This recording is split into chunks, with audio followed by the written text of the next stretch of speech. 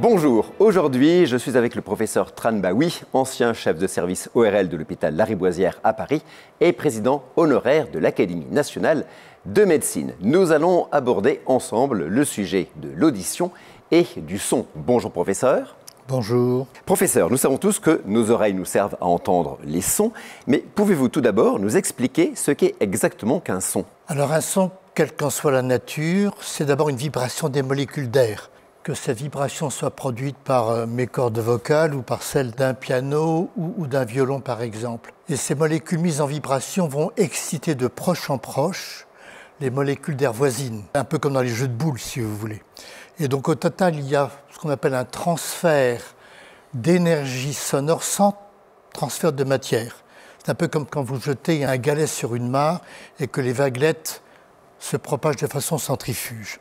Et c'est comme ça qu'un son se propage de la source à l'oreille de l'écouteur. Alors que se passe-t-il lorsque ces vibrations sonores arrivent à nos oreilles? Elles sont d'abord captées par nos pavillons, qui sont bien sûr moins mobiles et moins efficaces que ceux d'un chien, mais quand même nos pavillons permettent de localiser la source sonore. Le son, ou la vibration sonore, va finir donc par être capté par nos pavillons, pénétrer dans le conductif externe, toucher le tympan qu'elles vont mettre en vibration, faire vibrer les trois osselets contenus dans l'oreille moyenne, qui sont le marteau, l'enclume et l'étrier.